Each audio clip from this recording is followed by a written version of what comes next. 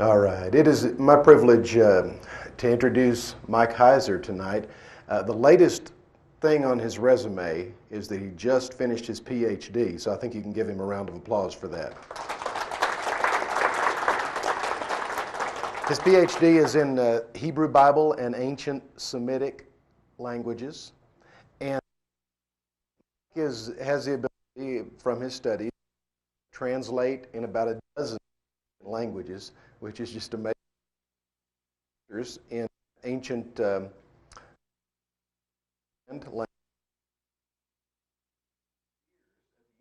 level in biblical studies. He's been on Coast to Coast 9 times, Coast to Coast AM 9 times. And just personally, I have to say, I've heard him several times, read some of his works, and I feel like he's probably one of the best studied people I've ever sat under. Just has an incredible breadth of knowledge. And his forte, and you'll see it tonight, is taking your questions and giving you answers that really make sense and that are solid from research. But above and beyond any of that, the thing that I have to say about him is that he has just a gentle, godly spirit. And I appreciate that very much. So I'm going to introduce Mike Heiser.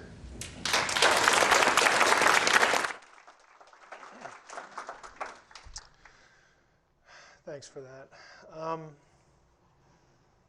For those of you who aren't familiar with me, I want to say a few things. This is my favorite talk to give because I can slow down. Whenever I do this, I seem to get a good time slot, hour and a half. When I did this in Houston at the HUFON meeting, it's Houston UFO Network, probably about two summers ago now. After I was done with this, we went for 4 hours in question and answer. No, I'm not suggesting anything, but that's okay. I've checked with Guy. I told my wife not to expect me back at any reasonable hour. I'm just telling you, by past experience, this generates a lot of questions. I don't mind answering them. I'll stay as long as you want to stay. This is also something I enjoy doing because I like the give and take with an audience. It is really right up my alley because of my background. I do want to say, though, that this is also the material that gets me in the most trouble because of it's fairly confrontational. With Zechariah Sitchin, I don't know Zechariah Sitchin. I've not met him. When I wrote the first draft of The Facade, which is sort of a novelization of my views on a whole range of things related to UFOs and abductions and all that sort of thing. When I first did that draft, I had never heard of him. I had heard of Eric von Daniken, but I had never heard of Zechariah Sitchin. After I did the first draft and started to have some people read it, I began to hear the name, so I looked him up and got a couple books and read his material. And at first I thought, hey, this is really cool. I found somebody, because all I had read was the back cover. Ancient language scholar, Sumerian scholar, dealing with the topics that I was interested in. I thought, this is pretty cool because somebody has gone this route before and I will have some direction because, frankly, there's just nobody who is credentialed in ancient languages who does this sort of thing, who has these interests. And I have to be pretty blunt with you, I was very disappointed. I will say some things tonight, as Guy said, we're all going to go away offended, at least once during the conference. I was really disappointed. I don't think Zechariah Sitchin knows any of the languages. I've said that on Coast to Coast AM, so there's no point in not saying it here. That's the best way I can characterize it. It was a disappointment. When I went on with Art Bell, now 3 years ago, he asked me if I would be willing to debate Zechariah Sitchin. I said, sure, that would be fine. And I have not heard a peep from the Sitchin camp since.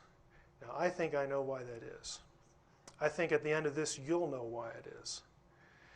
I say all that to say this. My gripe with Sitchin is purely academic. I do not think, especially, you have to understand the context from which I'm coming. When you're in graduate school, you do not do things and survive like make arguments without proof, like make things up from ancient texts that just aren't there. You will just be essentially just shot on the spot. Your career is over. Okay, you do not do things like that. And that's what I encountered in Sitchin's works, and plus all sorts of just plain mistakes. Now I want to preface our beginning here by saying, in reference to my title, why you should care about honesty and scholarship. The reason you should care is because maybe there's one of you out in the audience here who has studied an ancient language or two, or maybe has a degree in it, but by and large, someone who picks up Zechariah Sitchin's works or goes to a website or looks at this material on the internet, you have no idea how to interact and how to critique this material, because it's not your field. You all have different fields, you all have different interests. I said last week to George and Ori on Coast to Coast, I said, you know, George, if you had this interest, you could do some of this work yourself, but it is not very good for your social life. I'm still astonished that I got married. Okay, I actually said that to him. And I mean, I kind of am. I'm still astonished because it's nerdy, okay, to like to parse verbs, okay? Let's be upfront and honest about it. But there are people who do this. There are people who devote their lives to ancient languages, manuscript studies, cuneiform, whatever. And when you are being fed information related to this material, and the author knows that you cannot check him, that's why you should care. Because you are being sold a bill of goods. We are not on the level here that I disagree with certain translations of tablets. The level we're talking about here is that the material either exists or it doesn't. We're not talking about differences of translation technique. We're talking about fabrication of material. And I've picked 6 items that we're going to go through in relation to Sitchin's work. Again, it's hard for me to stand up here and say it's not personal. It isn't, but I know that if you're a real devotee of Sitchin, you're going to feel that way. I don't know the guy. He seems like a nice guy. I mean, I've never heard anything from him. I mean, I've heard him on Coast to Coast once or twice that would make me think he's evil and bad. I have had hosts tell me, people you would know, names you would know, that he is that. I have no idea. I don't think that. I have no basis for saying that. What I can stand up here and tell you tonight is that his scholarship is really bad. Okay, that I can say. Now, with that as sort of a segue of an intro here, what makes, I should add this. This was illustrative with what happened last week. Did anybody catch the Coast to Coast show last week? Okay, let me tell you how these things run. You talk to the producer, you set a date, and then she asks you, Lisa Lyons, okay, write up 20 questions for George. Okay, it's a normal procedure. So I deliberately said, you know what, I'm not going to mention Zechariah Sitchin in these 20 questions because I know George really likes him, and I like George. I don't want to offend George.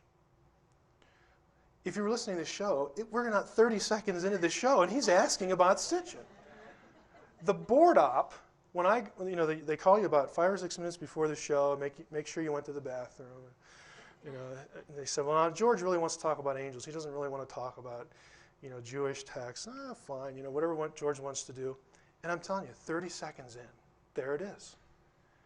And he kept bringing it up. Okay, so I wanted to tell you, I didn't initiate that. It just happens. And so I'm willing to take the heat for it, and I'm also willing to do it because it needs to be done. Why, you might ask, do you think, Mike, it's important to speak out about what somebody else teaches? Is it any of my business? Isn't it mean? Are you just bored? I do get bored. I could have put here, don't you just want to make money off Zechariah Sitchin. I've been accused of that publicly by William Henry, and what I did for William was I posted my income tax returns on the internet for the last 3 years. Now, I blacked out the names and the social security numbers, and I said, here you go, William. Do you think you or Zechariah Sitchin will do the same? William removed his rant against me off his website. Okay? I am not in this for money. You don't believe me? Ask my wife. Okay? She wishes I was. You know. What if I was a lawyer and your friend, and I knew that the lawyer you had hired to represent you wasn't very competent in an area of the law critical to your interests? Should I say nothing? Should I let you get taken? Is that what you'd want? What if I was a doctor and a friend of yours and I suspected that your doctor was unaware of or hesitant to tell you about an experimental treatment that might save your life? Should I just shut up? Would you want me to say something?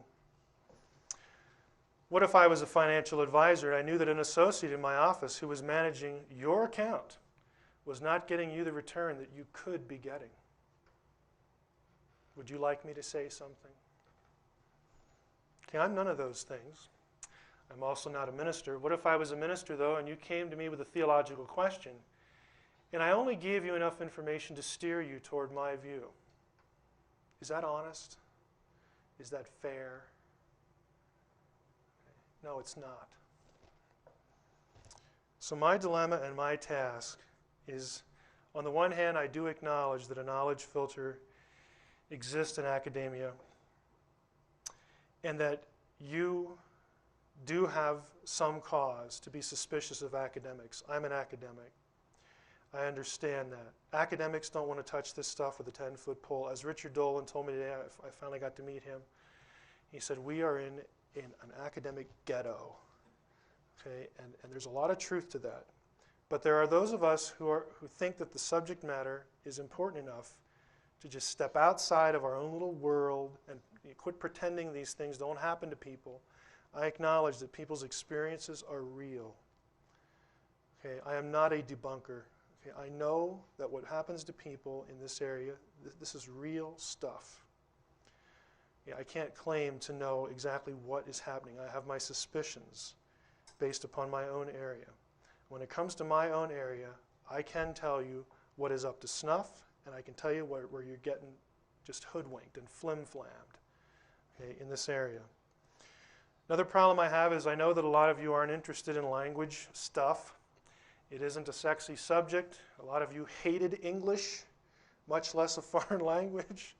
If I asked you to diagram a sentence now to save your life, you'd probably, half of you would just end up being carted away. Okay, I understand that, but I'm going to try it anyway. I also have to temper the academic enterprise and academic honesty with tact. And I'll admit this is sometimes difficult because I care about what people read in my area. You know, when you spend 20 years in an area and you get degrees, you sort of have this little queer sense of ownership of it. It's my area, and so get it right, you dunderhead. You know, I'll admit that. I'll admit that because that's what my professors do to me. So it's my opportunity to do it to somebody else. No, it's just there's a certain expectation. If you publish a book and you claim to be an expert language scholar, you made the claim. Okay? You're in print. You have to live up to it. When I go to a conference, academic conference, there's a few I go to every year in my field, and I read a paper, and everybody in the room has a PhD in biblical studies. If I don't do a good job, I'm going to get hammered. And I have seen people get hammered. I have seen people deliver papers at conferences go away in tears. Okay, it happens. And so, yes, I'm sensitive to people getting it right. If you're going to make the claim, then put up or don't say anything. Acknowledging spiritual realities and forces, I do believe that scholarship is a spiritual issue. It is not just nuts and bolts, grunt academic work. Everybody has presuppositions. I have mine. Okay, you know about some of them. I'm a theist. I believe there's a God. If I believe there's a God, I believe he can actually do something. Okay, what would be the point if I didn't? I believe that he can actually supervise people to write things down for posterity, both what we would call scripture and not. That, in providence he wants preserved. I operate with certain presuppositions as a theist. I don't believe Zechariah Sitchin is wrong in his analysis of ancient text. I know he's wrong. And I can empirically show you, and I will tonight. Okay, I know it's not very hard if you are in the field. Now my challenge is to you, go ahead, check my credentials out. I don't have any phony degrees. They're real. My resume is on the internet. Ask yourself if it makes sense as we go through this material to believe what Mr. Sitchin says about the ancient texts against what the ancient Mesopotamians say. And I'm saying this for a specific point in the lecture. I will come back to this. But at some point, you're going to have to accept what he says over what the scribes themselves say. Now, my money's on the scribes. Okay? Ask yourself how Mr. Sitchin's work can be considered credible in light of its demonstrable errors. And ask yourself why Mr. Sitchin has refused to debate me since 2001. That's a little self-serving, I'll admit it. I'd kind of like to debate, but if it was over the radio, there are just things in here that will not translate well to radio, so it's probably good that we didn't debate. Some points are tough to make. Now, my challenge is to Mr. Sitchin. These have been on the internet for quite a while. Show me proof of your ancient language training. I mean, I'm at the point now where I don't want to see a degree. I want to see a class. I want to see one semester of anything. Explain why your word meanings are superior to those in ancient cuneiform dictionaries. Yes, believe it or not, the scribes themselves created dictionaries, and they're bilingual. Sumerian on one side, Akkadian on the other. We have literally 50 to 60,000 words in clay tablet dictionaries made by the scribes. We don't have to guess at what a word means and what they thought it means. They've told us what it means. And so often Mr. Sitchin's translations, and I use that word loosely, defy the Sumerian scribes themselves. I don't know of any other way to put it. Explain the language and translation errors in your books. Produce a single text, just one, a single text that says Nibiru is a planet beyond Pluto, and that text connects the Anunnaki to Nibiru. There is no text, none, zero, nada. There is no line of any cuneiform text that has that in it. That is entirely contrived. If you don't believe me, I have bibliography on my website. There are articles on Nibiru that account for every place it ever occurs in any tablet. And you can look them up for yourself in English translations. It ain't there. Explain why your God-planet correlations are contradicted by all cuneiform astronomical texts. I will explain that as we go. So let's get started here. 2 areas I want to hit on with 3 subjects in each: Sitchin and Mesopotamian astronomy. We will talk about the cylinder seal that he says shows that there's 12 planets. We'll talk about planet-God correlations and the identification of Nibiru. We'll explain those when we get there. And Sitchin in ancient languages. We'll discuss 3 terms that occur in his books a lot: Elohim, Nephilim, and the word Shem.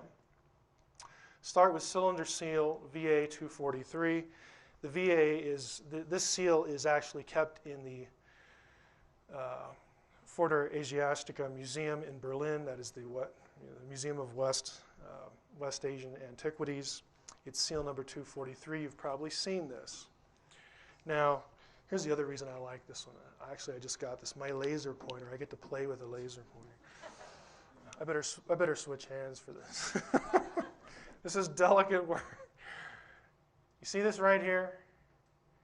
Zechariah Sitchin says this is indicative of 12 planets. He says this is the sun, and these dots around the sun, if you add them up, 4, 6, 7, 10, and one over here, 11, I think, did I do my math right? He says that plus the sun was counted as a planet, so he says there's 12 planets. Now, in the ancient world, it's true, sun and moon were counted as planets. And so if you take the 9 we know about plus sun and moon, that's 11, and he says this seal says there's 12.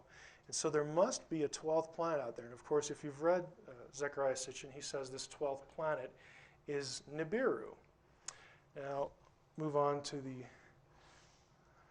slide here. The inscription on the seal actually says nothing about astronomy, Nibiru, or the planets. We'll get to that. The alleged sun symbol on the seal is not the sun. We know that because we can compare it to the consistent depiction of the symbology of the sun on hundreds of other cylinder seals, monuments, and pieces of Sumerian, Mesopotamian art. We'll show you that. And there's not a single text on any existing Sumero-Mesopotamian tablet that says the Sumerians or Mesopotamians knew of more than 5 planets. There are a number of cuneiform tablets that deal with astronomy and cuneiform studies. All of them have been published. If you're a Sumerian scholar, you know about this material, or at least you should. They've all been compiled and published. Now this text again, this seal, here's what we'll call line 1, what scholars call line 1. Line 1, you'll notice, is an exact duplicate over here. It's repeated. We'll call this line 2, and this little bit down here, line 3. These symbols are the actual Sumerian that is on this seal. Now, it's not very exciting. Again, here is the publication. You want to look it up? Go ahead. I will give you the information. I always try to give you the bibliography. This is the West Asian Cylinder Seals, 1940, by Anton Mortgott. He's an expert on Sumerian cylinder seals. It's in German. If you read German, you're most fortunate. Line 1, Dubsiga is a personal name. Ili Ilat, another personal name. This is German Dein Knecht, for your servant. So that's what it says.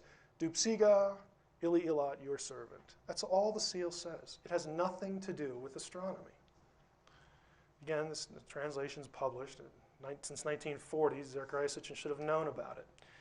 In simplest terms, the alleged sun seal, in the upper left corner of the seal, isn't the sun. And so the artwork doesn't depict the sun and our solar system. It's a star. We know this because of the consistent sun iconography of Sumerian Mesopotamian art.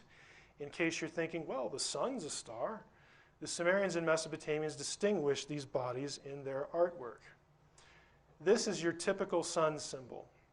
You'll notice there's usually a central circle, and of course you have points, which the symbol on the seal that Zechariah Sitchin has, VA243, has.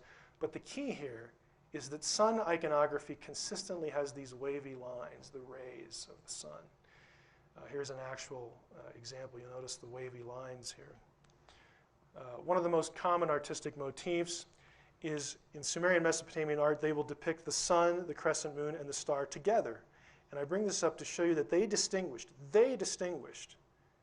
the symbols. Here's one example. Sun, wavy lines, crescent moon, star. Star, sun, again, wavy lines, crescent moon. This is the complete, we just had this one on the last slide, this is the complete stela. You notice these symbols.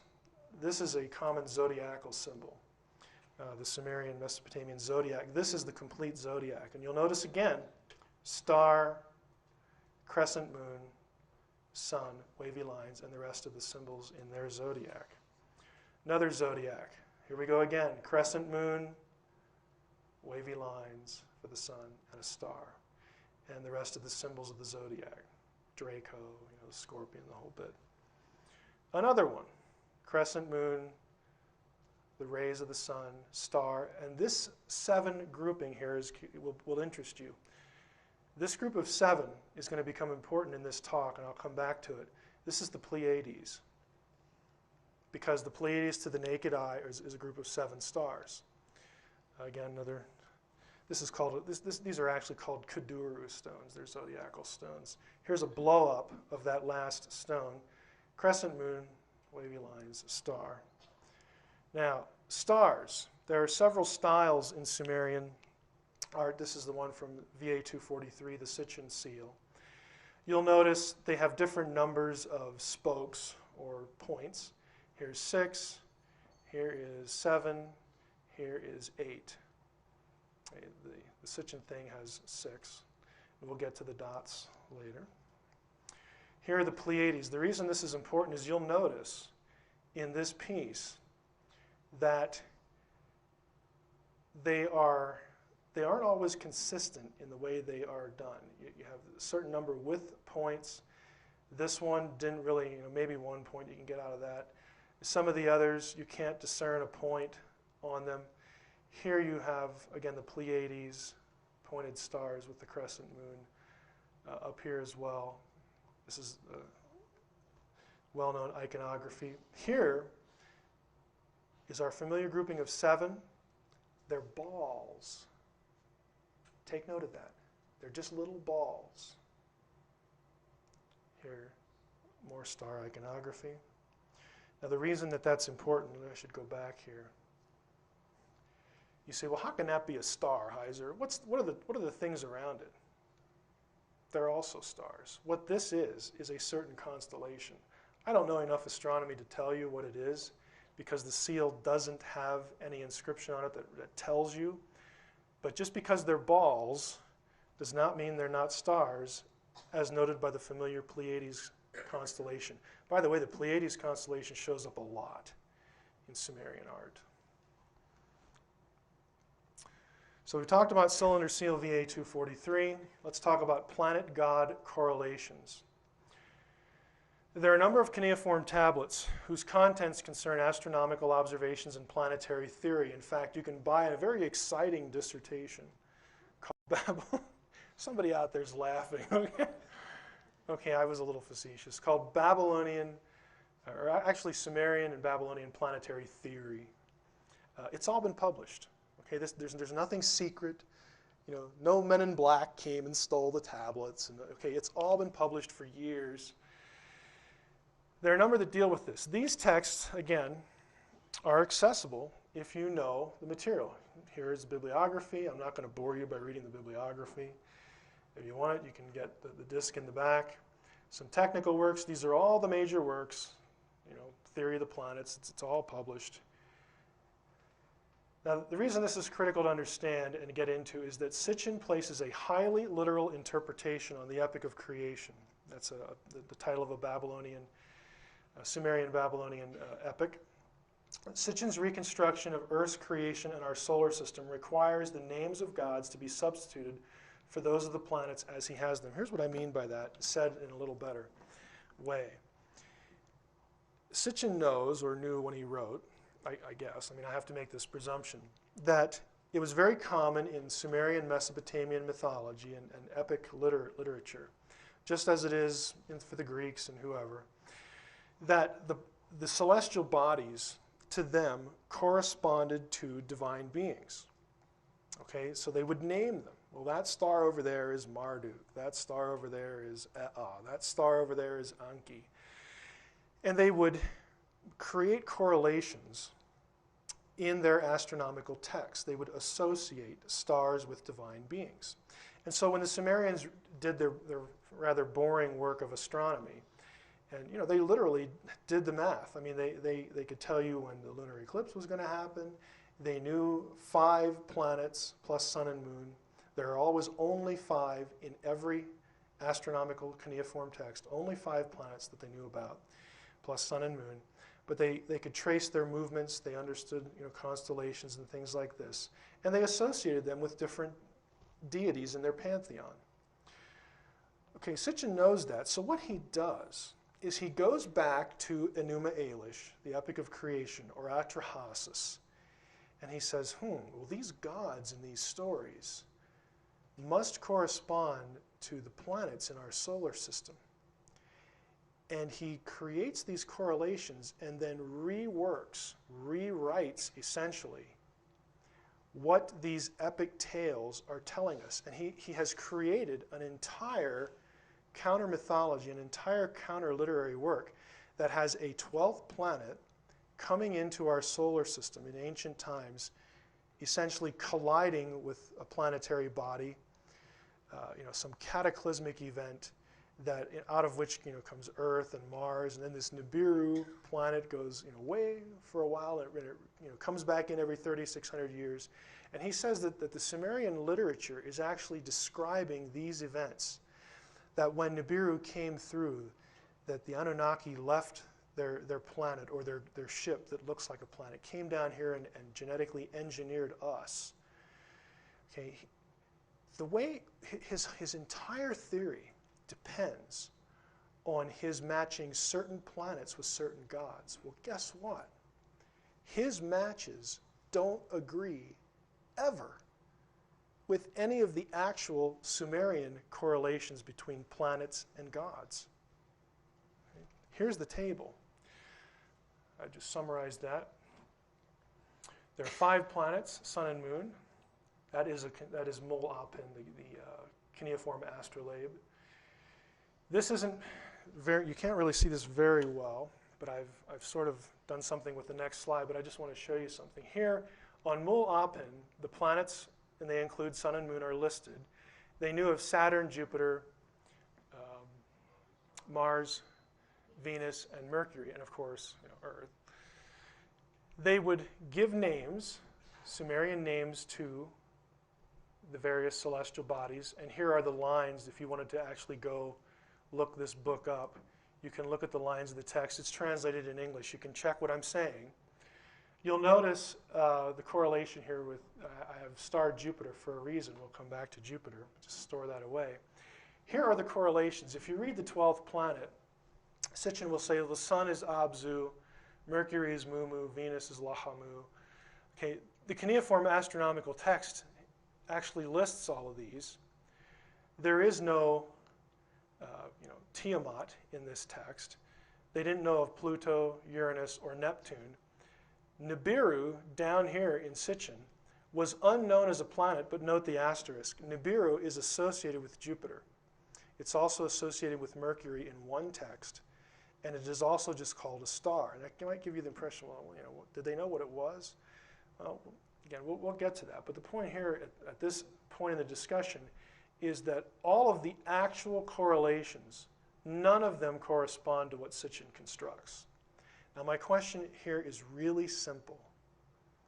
This stuff has been published for a long time. Why didn't he just look it up? I'll tell you why.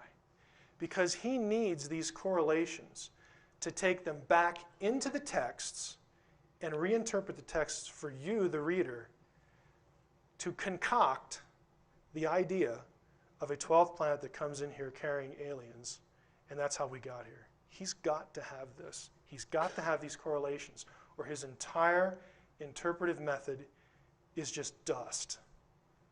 And that's what I'm suggesting you should consider it. Okay, we talked about the cylinder seal, planet-god correlations, identification of Nibiru under this heading of astronomy. According to Zechariah Sitchin, again, the Sumerians knew of an extra planet beyond Pluto. The planet was called Nibiru. Sitchin claims that Nibiru passes through our solar system every 3,600 years. While scholarly material in cuneiform astronomy is fairly abundant, specific treatments of Nibiru are rare. Here they are. Most of them are in German. It's too bad Richard Hoagland isn't here. I've had a German national in the Netherlands. You meet these wonderful people, when they get in touch with you after coast to coast. An elderly retired woman who took a year or two of Sumerian in the Netherlands, native German speaker. She translated them for me because I don't trust my own German. But I have them all transcripted for Richard because we're actually working on sort of a theory we have about what Nibiru actually is. But there they are. Fortunately for scholars and other interested parties, the work of the studies done above and the editors of the monumental Chicago Assyrian Dictionary, otherwise known as CAD, have located and compiled all the places where the word Nibiru and related forms of that word occur in existing tablets. A look at the CAD entry, volume N2, pages 145 to 147, tells us immediately that the word has a variety of meanings, all related to the idea of crossing. And Sitchin does say that, so he gets this right. Apparently he did look this up somewhere. It refers to crossing or being some sort of crossing marker or crossing point. Now in his theory, the 12th planet comes through our solar system and crosses the paths of planets every 3,600 years, so that's how he applies this. In only a minority of cases, these references in astronomical text, does the word relate to an astronomical body? Now the generic, just giving you a couple instances here. Nibiru itself, just the word can mean place of the crossing or crossing fee, and I've quoted the Gilgamesh epic here. Straight is the crossing point, the word is Nibiru there, a gateway. Narrow is the way that leads to it. It can be a ferry or ford, kind of the river Styx kind of thing where you're ferried across to the netherworld here. The following chart represents a complete listing of the word Nibiru in astronomical text or astronomical context. If one wants to know what Nibiru as an astronomical body is, according to the Mesopotamians anyway, one is dependent on these texts. Let me rephrase that. If you want to know what Nibiru is, and you want to actually take the scribes' view of what Nibiru is, you got to go with these texts. It's the only place they discuss it. If you want to go with Zechariah Sitchin and come up with something else, you're free to do that. It's a free country, but you will be against the Sumerians themselves. One either lets the text tell you what it is or you don't. Now, superscripted D is a sign for God. Superscripted mole is the sign for star. I realize this isn't going to come out very well. I've mentioned what it's associated with. If you get my discs back there, this will show up better. What I've done, and this is on my website where you can view it more closely and enlarge it, so you wouldn't even have to get the disc. Here are the references to Nibiru. This is the Sumerian and Akkadian transliteration. Here's the translation. And it's not my translation that I've made up. Here are the references that you can go look yourself. Okay? I'm not insisting that you take my word for it. You know, take somebody who does Sumerian for a living, and you know, that should suffice. Now, I've already said it's associated with Jupiter, Mercury, and a star. And you might wonder, well, maybe they didn't know exactly what it was. And that's debate and something Richard and I have sort of talked about, and I have mentioned something to Dave Flynn as well about this because I think it has something to do with precession. And I don't understand astronomy or precessional cycles well enough to really know that. But now that I have the, you know, what I consider reliable German translations of the German articles, I can go back and ditch my own and go back and look. And we were hoping to do that, but maybe some other time.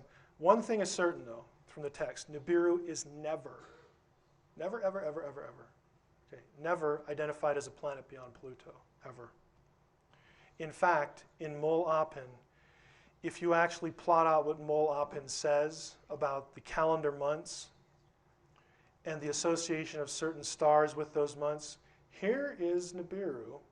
It is associated with Marduk in this month. Now, in the Babylonian calendar, the appearance, catch this, the appearance of Nibiru was associated with the beginning of the new year. That means that Nibiru, whatever it is, was spotted. It could be visually spotted every year. Not every 3,600 years. Every year. Again, I'm not claiming to know what it was. I do think it has something to do with constellations and precession. But this is the verdict of the texts themselves. Bankruptcy of what he's saying in the 12th planet. VA 243 does not prove the Sumerians knew of 12 planets. It runs counter to Sumerian iconography. There isn't a single cuneiform text for Sitchin's planet god correlations. There isn't a single cuneiform text that has Nibiru as a planet beyond Pluto. It shows up every 3,600 years, but there are texts that specifically contradict that. There isn't a single cuneiform text that links Nibiru with the Anunnaki. Let's move on to the ancient languages part. Sitchin's misunderstanding of the Hebrew word Elohim. Again, this is very common in the discussion. When I go on shows, we discuss this. We'll talk about Elohim, we'll talk about Nephilim, and Sitchin's fabricated meanings for Sumerian Shumu, Akkadian Shamu, and Hebrew Shem. If you don't get what those are now, just hang on, we'll get to them, and I'll slow down and go through them. Let's talk about Elohim first. Now, Sitchin claims the following about the meaning of the word Elohim. He says Elohim is a plural in the Hebrew language. That's true. He says Elohim always means gods, plural. That is false. In fact, most of the time, Elohim occurs a little under 2,300 times, and the plural usage it's quite unusual. Elohim refers to like foreign gods in the Hebrew Bible. Then there it's plural. But when speaking of something to do with Israel's religion, the plural is extremely rare. It's very, very, it's so rare, in fact, that dictionaries actually list them. It's so rare. Again, you can just go look it up. Elohim is morphologically plural. Morphology refers to the shape, our word morph, or construction of a word, its form, how it's spelled, how it's written. While Elohim is plural in form, the question is it plural in meaning? Elohim can be either singular or plural in meaning, depending on three things. Grammatical indications elsewhere in the text that help you to determine if the singular or plural is meant, grammatical rules in Hebrew that are true in the language as a whole, and historical or logical context. By itself, Elohim is ambiguous. You need context to tell you what it means. We have words like these in English. Sheep and church. Illustration. The sheep is lost. Now, if I say that to you, the word is tells you something. It's a singular verb. You know when you read this sentence, I have to be referring to one sheep because the verb is. The grammar tells you which one it is. I wouldn't say, I are lost, unless I was a dunderhead. You would use a verb that goes with a singular subject. I am lost. So the verb, the grammar, tells you which one it is. Hence, if I say the sheep are lost, the word are is a plural verb. It tells you immediately what sheep means, singular or plural. We're going to church this morning. Emperor Diocletian made it his mission to persecute the church. This one, intuitively you know that we're going to a singular church. We're not going to go visit a dozen. Okay, we're going to church. We're going to one building to do our business there, to worship. This one, however, is collective. It's plural. Diocletian just didn't pick on one church in the ancient Roman world. He picked on as many as he could find. Context, logical context tells you what the word means. Like English or any language, Hebrew operates by grammatical and logical rules. The word Elohim, while plural in shape, derives its meaning from grammar and logical context. The best verse in the Bible for this is Psalm 82:1. Now notice this. God, Elohim, stands, we'll get to this, in the divine assembly. This is the classic divine council verse. Among the divine beings, Elohim, or among the gods, he pronounces judgment. Now look at this. It's the same word in the Hebrew text. This one has got to be singular. Why? Because this is a singular verb. Specifically, it's the PL stem, third masculine singular. This one has to be plural because this preposition, among, you can't be among one. You got to be among at least two. Technically, grammatically more. So you have the same word. The grammar tells you this one's singular, this one's plural. You have the same shape, same morphology, same word, but different meaning. Most of the time in the Hebrew Bible, roughly again 2,300 times, the word Elohim is singular in meaning. And I'm not saying that because that's what I like to say, that's what the grammar says. It's the exact opposite of what Sitchin says. This is because Elohim is so commonly used, it kind of bloats the statistic. It's so commonly used as the proper name for Israel's God. Now this gibberish, I mean, this illustrates the extent that I try to go for an audience or people on the website. This was actually a gift from some people at home. I now have the most, how can I say this, the premier Hebrew lexicon, Hebrew dictionary there is in the world. I have it on CD now. It's really cool. And this is an entry from it, so now I get to put it in PowerPoint. This is actually what it says. Elohim becomes singular, blah, blah, blah, blah, blah, God, deity, Babylonian, Assyrian, Ugaritic, here's how it's spelled.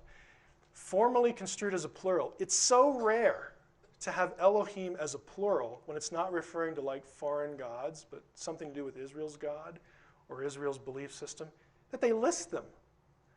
Okay, these are just abbreviations. Elohim, Elohim Hayim, Niglu Ha Elohim, so on and so forth. I mean, they list them. And this isn't the first time they've been listed. I mean, again, he could have looked this up. Sitchin also claims that the form Ha Elohim, notice the H, this is the He in Hebrew, on Elohim, is always, quote, always plural. Again, this is just wrong. Not only in light of the dictionary entry, but I'll give you two examples that are quite illustrative. Deuteronomy 4:35 is kind of a classic. It has been clearly demonstrated to you that the Lord, that's Yahweh, and I hope I'm not offending anyone by pronouncing the name, the Tetragrammaton, YHWH, that the Lord alone is Ha-Elohim. There is none beside him. Third masculine singular pronoun. Isn't this exciting? Talk about pronouns. You go to a UFO conference, talk about pronouns. Okay, but here's the point. The text tells you it's one person, the Lord, Yahweh. The Lord our God is one, Deuteronomy 6:4, the Shema of Israel, the guts of their theology. There's only one of these, and he is Ha-Elohim. What it means is he is the God, par excellence. There is none beside him. Another example, Genesis 26, this is Yahweh again speaking to Pharaoh. And God, Ha-Elohim, said, the verb is singular, third masculine singular, this is the kal stem. God said to him in a dream, so on and so forth. But these are very easy to find. Finally, the most telling blunder in Sitchin's treatment of Elohim, and this just still astonishes me. The same phenomenon, morphological plural word that is used to denote a singular God, shows up in cuneiform, in Akkadian and Sumerian. It happens in the Elamarna texts over 100 times, just in one corpus of text. The Elamarna texts, if you're not familiar with them, were obviously discovered in Elamarna, which is in Egypt, and in the 13th century. At that time, Akkadian, cuneiform, but the Akkadian language was the language of the day, kind of like English is now. Everybody uses English across the world. In this time period, everybody used Akkadian. It was the language of international correspondence. So these are actually Egyptian texts from a pharaoh to some underlings in Palestine, some people he'd put in charge of different places in Palestine, written in Akkadian, though, not in Egyptian. But the word in Akkadian that corresponds to Hebrew Elohim is Ilanu, which literally and grammatically by itself means gods. In Sumerian, the plural is written with the signs dinger and mesh. I'm quoting here the Sumerian language. This is a common Sumerian grammar. Mesh is the enclitic copula, isn't that exciting? With plural suffix. In Sumerian ideograms and Akkadian context and in late Sumerian texts, mesh is used as a sort of plural ending like ene. We're not going to get into Sumerian here. This plural word for gods in Akkadian is used to denote the singular deity on Egypt's throne, Pharaoh. Remember, Pharaoh was considered a deity incarnate. There's only one Pharaoh on the throne at a time. Here's an actual example. Here's the Sumerian, here's the Akkadian, English translation. The king, my Lord, singular, singular, my sun god, singular, my Ilanu. It's a plural form, but it means one God. It's over 100 times just in the Elamarna texts. This is the kind of thing that when I hear, Sitchin referred to, and again, I just care that the audience is not hoodwinked. When I hear someone refer to Zechariah Sitchin as an ancient languages scholar, I just want to, I don't become apoplectic, all right? But it just bugs me, because this is the kind of thing that if you've taken, a semester in the languages, or if you even know what the tools are, you can go find in 10 minutes. Okay? It's just not that difficult. We talked about Elohim, let's go to Nephilim. Zechariah Sitchin proposes that the word Nephilim means fallen ones at its base, and then extrapolates this to mean those who came down from above, those who were cast down, which he ultimately says people of the fiery rockets. Now that has no linguistic basis at all. But if they're fallen from heaven, they must have come down or been cast down. He wants you to think that the word Nephilim refers to aliens who came here in rocket ships. Okay? Now, they're important to Sitchin since they allow this assertion, but does Nephilim mean fallen from heaven or anywhere else? The answer is no. The word Nephilim does not mean fallen ones. To Sitchin's credit, he may be drawing on Hebrew dictionaries here. Most will, in fact, say the term does mean fallen ones. However, scholars of historical Hebrew grammar have recognized that this explanation is problematic because, I'm going to skip this. Let's go. Nephilim in Hebrew, for this word to mean fallen ones in Hebrew, is actually impossible because of the morphology. The shape of the word is disallowed by it. Now, this is a little complicated what we're going to go through here, and I'm just so glad I have my little pointer here to try to illustrate this. What we're saying here is that this word doesn't mean fallen ones, and I'm saying it can't if the word is Hebrew. You say, well, it's the Hebrew Bible. What else would it be? We'll get to that. Nephilim is spelled two ways in the Hebrew Bible. You don't have to know Hebrew, but you just count. Okay, there's the N, the P, the L, the I or the Y, and the M. That's one way. Here's another way. You'll notice there's an extra letter here. Isn't that neat? My little effect there. Right here, this letter is different than this one. Both of them are Nephilim, but it's spelled two ways. You say, oh, who cares? Well, it's actually important. The first option, without the little red mark, little red letter in there, first option seems to suggest that the word Nephilim might come from the root naphal, N-P-A-L, which means to fall, since the word looks like it's N-P-L plus the im ending. So it might mean fallen ones. However, naphal is a verb, to fall. The meaning fallen ones is passive. A person is said to be fallen when something happens to them, as opposed to doing the action of their own will. Hebrew verbs that function as nouns are pronounced or vocalized in a specific way that tells the reader a passive is meant. If the Hebrew scribe wanted to describe someone who was fallen, like he cast out of heaven or came down from heaven or fell from heaven in some object, he would spell it differently than what actually occurs. Here is how Nephilim looks in the Bible we have right now. Notice the consonants. When the vowels were added, they're these little dots. However, if you wanted to write fallen ones, you would spell it this way, Nephilim. You'd put this letter in the middle. This is how a Hebrew scribe would spell fallen ones. This is not this. This is Nephilim in the Bible as we have it. This is not. Even if Sitchin or someone else were to argue that the word means those who fall down like upon an enemy.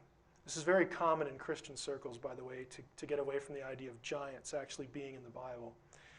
Even if you want to say that, then those who fall upon an enemy like a warrior, which is an active idea, not passive. That spelling doesn't work either, because if you have one semester of Hebrew, you know that it's spelled this way, no-phelim. This is the plural participle.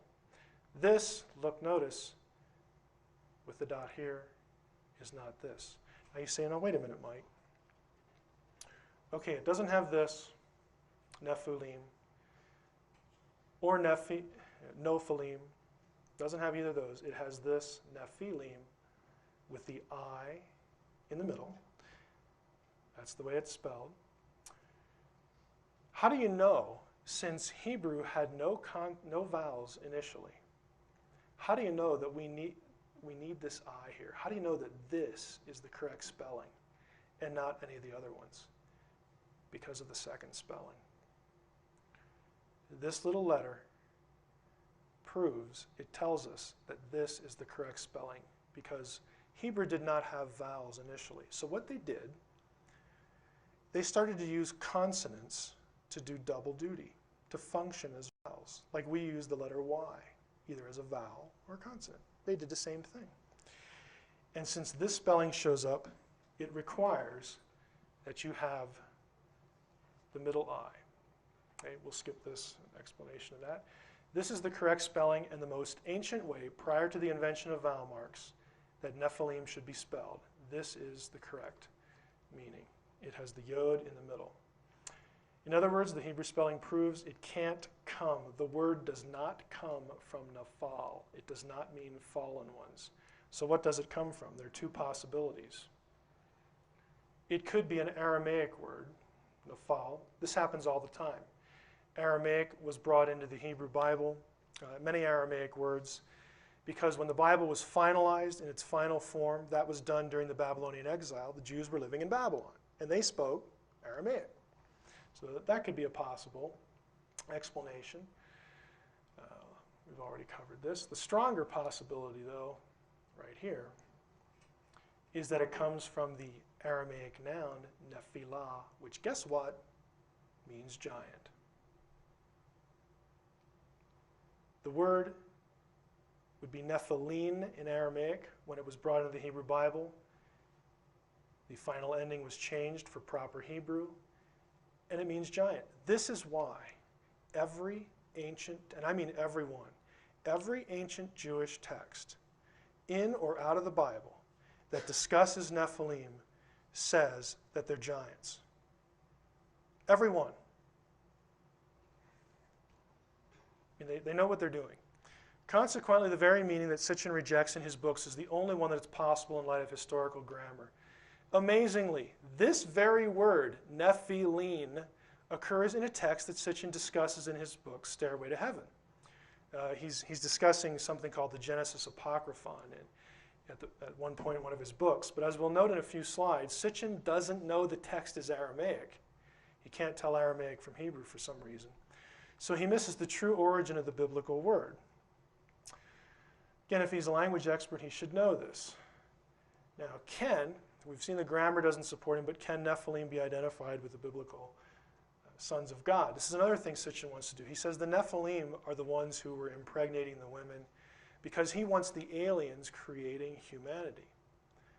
But the biblical text distinguishes the sons of God from the Nephilim. They are not the same. And again, this is very easy to demonstrate. When men began to increase in number on the earth and daughters were born to them, the sons of God, B'nai Ha-Elohim, saw the daughters of men were beautiful, so on and so forth. The Nephilim were on the earth in those days and also afterward when the sons of God went into the daughters of men and had children by them. They were the heroes of old, the men of renown. The key question is, when the text says they were the heroes of old, the men of renown, is that phrase speaking of the sons of God or the Nephilim? Sitchin argues that all the phrases in Genesis 6, including this one, refer to the same beings and equates the two. Reasons why that's not so. The text very clearly contrasts sons of God, daughters of men, divine, human. The text very clearly tells us that the Nephilim were not divine. They were mighty men of renown. They're not divine beings, so they're not the sons of God. Comparing, wider context. These references are to giants elsewhere outside of Genesis in the biblical text. And notice something when in Israel's later history, when they encountered giants, how the descriptions were. We saw the Nephilim there. The Anakites, or the Anakim, come from the Nephilim.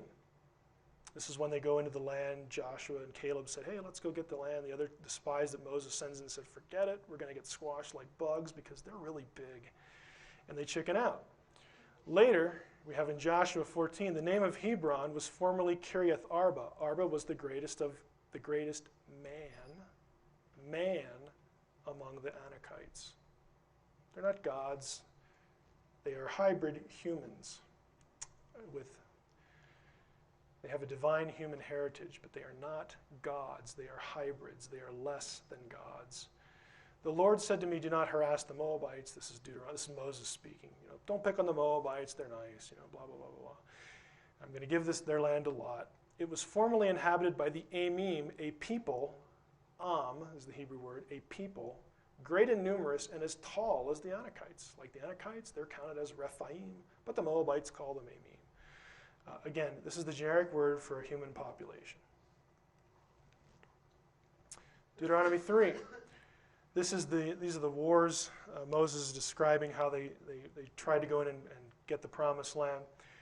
We took all his cities at that time. There was not a city which we took from them, 80 cities. All the region of Argob, the kingdom of Og in Bashan. Well, who's Og? Well, we'll find out. Cities were fenced with high walls and gates and bars. It was a really tough job, but the Lord helped us. We utterly destroyed the men, women, and children of every city, for only Og, king of Bashan, remained of the remnant of the giants. Now, in my other talk on serpentine beings, watchers, I think we get into this a little bit. Well, Genesis 6 would probably hit more of it. I can't even remember what day it is anymore. My view is that the reason that Joshua was commanded, and it wasn't very often, he was commanded to go into a city and just totally destroy it. It was called being put under the cherem, under the ban. When Joshua was commanded that, if you look at the places where he was commanded to do that, and you looked at who lived in those places, guess what? They're giants. They're the giant clans. They live in the same places. I think it was a deliberate attempt to do what Enoch describes in wiping out the Nephilim. We'll get to that in another session. Again, Og was a giant. He was one of the Nephilim. But his people were described as men, women, and children. Enoch, same thing. Are the Nephilim, as Sitchin says, are the Nephilim and the sons of God the same? No Jewish text agrees with him. Here's Enoch. The angels, the children of heaven, saw and lusted after the women. This is Enoch's version of Genesis 6. Come, let us choose us wives from among the children of men and beget us children. And Semyaza, also spelled this way, who was their leader, said to them, by the way, and this is not, I didn't come up with this. A friend of mine, Lynn Marzulli, came up with this. Anybody recognize this term? Yeah. Billy Meyer's acquaintance, according to the Jewish text, was the leader of the Watchers. 1 Enoch 7, all the other angels took to themselves wives. They became pregnant, and they bare great giants. The giants didn't make them pregnant. The angels did. Sons of God. I know I'm belaboring this, but for some, I don't understand why. I do understand why, but I'm speaking rhetorically here. I don't know why Sitchin wants to equate the Nephilim with the sons of God, and hence the Anunnaki, because every Jewish text distinguishes them. And again, it's not like I'm coming up with something new here. Enoch's been published for quite a long time. 1 Enoch 15, which we'll talk about a little bit more in my serpentine beings talk, evil spirits coming out of their bodies, because from the day that they were created from the holy ones, they were watchers. Now this sounds, again, a little bit like it merges the two. But let's continue here. We'll get to the text again that in Enoch that explains 1 Enoch 15. The giants in Enoch were half watcher, half human. As such, the Enoch views them as evil, like father, like son, or like so. They're evil like the watchers. They were so from birth. God punished the giants with the flood, according to both Enoch and Genesis. When a giant was killed, only the human side died. The other half lived as a watcher. And that thing, that entity, became known as an evil spirit, or the Shadim, demons. This is the Jewish explanation for where demons come from. A demon is a disembodied watcher, a disembodied remnant of a dead Nephilim, which is why the Nephilim are always associated with Sheol, the underworld. There are no texts in all the ancient Jewish literature that equates the two. It's very clear in Enoch, they're different. There's one text that comes close to making the equation, and Sitchin does refer to this text, but again commits an amazing error in this. Genesis Apocryphon, which I mentioned a few minutes ago, is a fairly lengthy Aramaic text from Qumran. It's essentially an amplification of Genesis 5 through 15. In this text, Noah's father, Lamech, confronts his wife, it's kind of a funny text, Batanosh, about his suspicion that the child she's carrying, who is Noah, was actually fathered by a watcher. Because it's just happening all around him, and when his wife gets pregnant, he's like, oh, boy, what, is it mine or is it one of theirs? Okay, so this text actually goes into this, but before we get to it, I want to explain a bit how we know it's Aramaic, because it'll become important. Here's the text. I should have provided a translation. It says, behold, I reckoned in my heart that from the Irene, this is the word for watchers, that from the watchers this child was conceived, and from the holy ones, the Kadishin in Aramaic, from the holy ones it was. And the Nephilim. Now it looks, here it's all in white, and there are some words that are underlined and some things in yellow. Underlined words are unique to Aramaic. They do not occur in Hebrew. Yellow endings are the typical Aramaic ending. Now there's a point to this, so stick with me. Some would translate the text as follows. Behold, by the way, this was discovered among the Dead Sea Scrolls, this particular text, the Genesis Apocryphon. Behold, I considered in my heart that this conception was from the Watchers, from the Holy Ones, and from the Nephilim. Some would want to translate it that way, and the rest of the line is gone. We just don't have it. Translation seems to equate the Watchers and Nephilim, but the translation is erroneous for several reasons. Notice the enlarged words here. Okay? Behold, the colors match here. I considered in my heart this conception was from, this is the word from, it's min in Hebrew, from the Watchers, and from the Holy Ones. This is different. It doesn't say from the Nephilim, even though Sitchin wants to translate it that way. It is a different word. It's actually a preposition, one letter. It means with respect to the Nephilim. This is a separate subject, separate entity, separate group than these other two. And we know that because the prepositions don't agree. There the three are. Later in the text, Bathanash, she's confronted by her husband. Is it mine? Is the kid mine? Or is it one of these divine beings, one of these Watchers? And she says, I was troubled in my heart because of the child. And she says to her husband, I swear to you by the Holy Great One, the King of Heaven, that this seed is yours and that this conception is from you. This fruit was planted by you and not by a stranger or Watcher or by any of the sons of heaven. It's noteworthy she does not include the Nephilim in her denial, because the Nephilim are different than the sons of heaven. They are not the same. This is just about Watchers. Watchers are consistently referred to as holy ones in the Bible. Holy one, holy one, holy one. Again, linking that. Now here's my point with Sitchin here. At any rate, Sitchin's understanding of the text is highly suspect by virtue of a startling blunder. On page 111, at the bottom of his book, Stairway to Heaven, it's my 1980 edition. I know it's been reprinted, so the pages may not match, but Sitchin notes correctly that the sons of God, which he translates incorrectly, the sons of the gods, he says they're Watchers. He's right there. He then proceeds to enlighten the reader as to what, and this is a quote, the original Hebrew term is that has been translated Watchers or giants in the ancient versions. He doesn't like that translation. Then he says on page 112, but as we examined the Hebrew original, we find it does not say Watchers, it says Nephilim. He refers to the Hebrew original, but the text isn't Hebrew. It's Aramaic. Again, because of the endings, because of this word here, ending.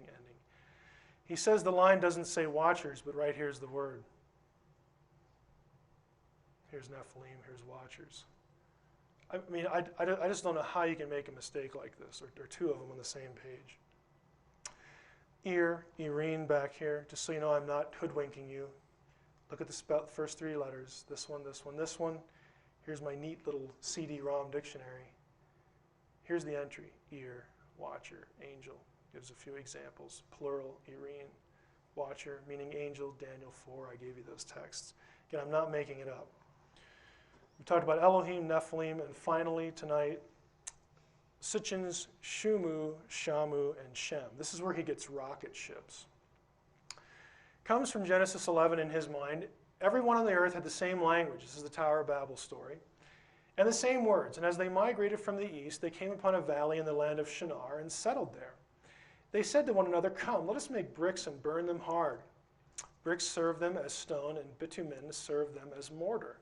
And they said, come, let us build a city and a tower with its top in the sky to make a name, the Hebrew word there is Shem, to make a Shem for ourselves, else we'll be scattered all over the world. Now, interestingly enough, what are they building?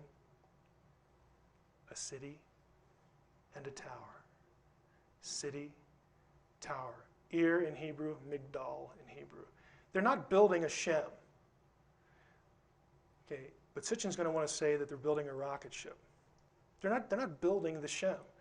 They want to make a name for themselves. And Sitchin in his book says this is, the word Shem, yes, it means name most of the time, but the word is, this meaning here is absolutely absurd. They're obviously building a rocket ship. And he constructs the argument in a certain way. He says that they wanted to make themselves a Shem. It's actually a flying craft. Specifically, he argues that Hebrew Shem derives from the Akkadian Shamu, which in turn comes from Sumerian Shu-mu. The last phrase, Shu-mu, supposedly means that which is a mu. And a mu is, according to Sitchin, a rocket ship. There's the page in the 12th planet. So he's saying this word shu means that which is a mu. That which is a mu. One does not need to be able to read Sumerian, Akkadian, and Hebrew to see how misguided the view is, but it helps. Again, they're building the city and the tower. But what about that word Shem? Little segue, or not a segue, little rabbit trail here on lexical lists. What really destroys this view is the existence of cuneiform dictionaries.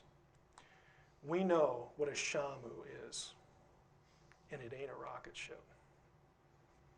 This word is in the dictionaries they gave us. We have the Sumerian terms and what they meant in Akkadian and vice versa. It is perhaps the most well-understood ancient Near Eastern language, Akkadian that is. Lexical lists, these are cuneiform dictionaries. Just like we have Webster's. Word and then what it means. Different language, equations. These have been published since the 1930s. They're still being published. There's so much of this material that we're now up to, about 18 or 19 volumes in one series. This contains tens of thousands of words. The most thorough series, a 17-volume set, Materials for the Sumerian Lexicon, it's in German.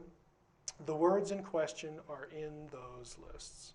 Sitchin's definitions are contradicted by the Sumerian scribes themselves. Does Akkadian Shamu come from Sitchin's Shu-mu? Does Sumerian even have a word that means that which is a mu? The answer is no. Mr. Sitchin's translation of Shu-mu presupposes that Shu is what's called in grammar a relative pronoun. The classification of pronouns in all languages that mean that which. Mr. Sitchin is apparently unaware of Sumerian grammar at this point because the Sumerian language does not have relative pronouns. One only need to consult a Sumerian grammar to find this out, such as John L. Hayes' Manual of Sumerian Grammar. By the way, if you're going to study Sumerian, this is a good one. Some of this is really dense. The result of this oversight on Sitchin's part is that the Sumerian phrase which he says is underlying Hebrew Shem does not exist in Sumerian. I'm not quibbling over his translation. I'm saying the word itself doesn't exist. It's made up. Shumu is completely fabricated. What about the Akkadian Shamu, then? That's a real word, but it refers to the heavens or a part of the heavens, not to an object in the heavens. Interestingly, the lexical lists tell us that the Sumerian word mu also means heavens. I don't know if you can see this, but this comes from Wayne Horowitz's published dissertation, Mesopotamian Cosmic Geography. This is a book that I refer to a lot because it takes every word for every part of Sumerian cosmology and studies it. This was his dissertation, so he has to account for every occurrence. He has Shamu here. Akkadian Shamu, unlike Sumerian An, which means heaven, is a plural noun. So again, the shape is heaven. The shape is plural. It's cognated the most common names for heaven in other Semitic languages. The cognate form, originally Ladumu, is by far the most common and is used, next page, in all genres and all periods. Although the origins of Shamu are unknown, a learned etymology is offered in the series Inan Gisharanki. That's a Sumerian term. The word Shamu means heaven. In the lexical lists, it means heaven. It can mean rain, something that comes from the heavens in terms of meteorology. Here's a lexical list. It's K2035. That's the name of it. It's in the British Museum. Here's the word mu on one hand, left hand. You'll notice, I know it's hard to read, Sha-mu-u. Mu and Shamu mean the same thing. They mean heaven or part of the heavens. Here's the word mu again. Here's the text. Again, you can look all these up and go consult English translations. It does not mean a rocket ship. How does Sitchin get the Hebrew word for the Shem from an Akkadian word for the heavens? Again, He concocts it from this form and then just essentially makes the rest of it up. He refers to the standard translation, Shem, make us a name, as nonsense. And I think I know why he didn't use the standard Akkadian dictionary. Again, CAD, Chicago Assyrian Dictionary, which has taken decades to compile. I have a blow-up of this. Here is the actual entry from the Chicago Assyrian Dictionary for Shamu. Let's blow this up a little bit, or Shumu, excuse me. It means name, fame, reputation. By the way, look at this. See this reference to tablets? Here's what they do in this dictionary. This is why it's taken 30, 40, 50 years to do. They give you the term and the meaning, and then they list every stinking tablet that it's in. Okay, this is not easy work. And they're not guessing. There are actually people who do this for a living. This dictionary, by the way, I don't own the set, but it's almost 30 volumes now. Another page. Again, Shumu. We'll blow this up a little bit. Name or reputation. Here are actual cuneiform tablets where the translation that Sitchin says is nonsense is clearly what the word means. Conclusion. That's the end of the situation. Back to my dilemma that I mentioned earlier. How do I make this digestible to people? Well, frankly, it's not easy. You've been brave to sit through it. It doesn't make for very good radio, as you might imagine. It's tough. You know, I want to, on one hand, again, acknowledge that there's a knowledge filter. Acknowledge for you that, yes, you do have the right to be suspicious of academics, like myself, in certain regards, because the group of us tends to be very, skeptical is not the right word. There are just people who just think this is an utter waste of time, and who just think that anyone who believes in this, anyone who's experienced anything outside of the material, natural world is just an idiot. They are totally naturalistic. There's no such thing as a non-physical reality. And for you to take any text seriously, that you actually believe what's in the biblical text, it's just a total waste of time. I just try to be fair with the material.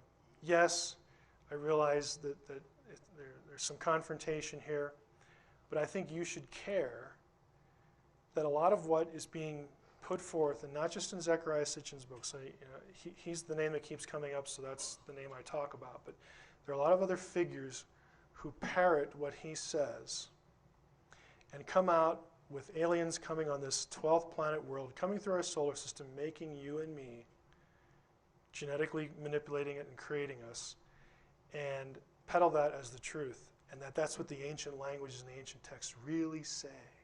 No, it isn't. I mean, it just isn't. I'm not claiming to have all the answers, but I can tell you this, it ain't that.